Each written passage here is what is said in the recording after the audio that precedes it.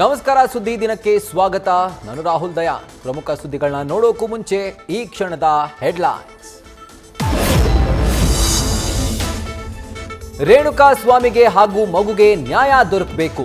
Ban ವಿಚಾರವಲ್ಲ, Kannada ಚಿತ್ರರಂಗಕ್ಕೆ clean chit ಸಿಗಬೇಕು. ದರ್ಶನ್ ಪ್ರಕರಣದ ಬಗ್ಗೆ ಮೊದಲ ಬಾರಿಗೆ ಕಿಚ್ಚ ಸುದೀಪ್ ರೆಸ್ಪಾನ್ಸ್.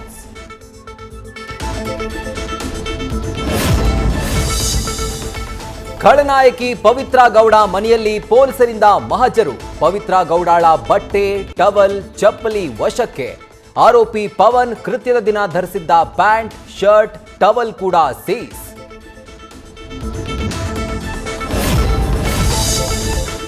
ರೇಣುಕಾ ಸ್ವಾಮಿಗೆ ಸಾಮಾಜಿಕ ಜಾಲತಾಣದ ಗೀಳೆ ಕಂಟಕ.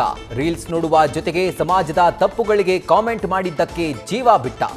ಸಾಮಾಜಿಕ ಜಾಲತಾಣದಲ್ಲಿ ಸಿಕ್ಕವರಿಗೆ ಕಾಮೆಂಟ್ ಮಾಡುವ ಮುನ್ನ ಹುಷಾರ್. ಕಾನೂನು ಕುಣಿಕೆಯಿಂದ ದರ್ಶನ್ ಬಚಾವ್ ಮಾಡಲು ಸಚಿವರೊಬ್ಬರಿಂದ ಶತ ಪ್ರಯತ್ನ. ಸಿಎಂ ಸಿದ್ದರಾಮಯ್ಯ ಹಾಗೂ ಗೃಹ ಸಚಿವ ಪರಮೇಶ್ವರ್ ಭೇಟಿ ಮಾಡಿದ್ರಂತೆ ಪ್ರಭಾವಿ ಸಚಿವ.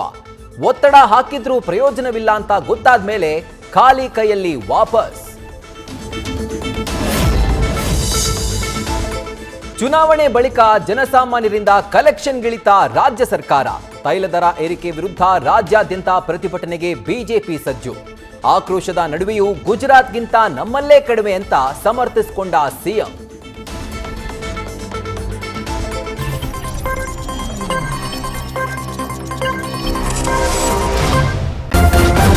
ನ್ಯೂಸ್ ಫಸ್ಟ್, ನಿರ್ಭೀತಿಯಿಂದ ನಿಮ್ಮ ಪರವಾಗಿ.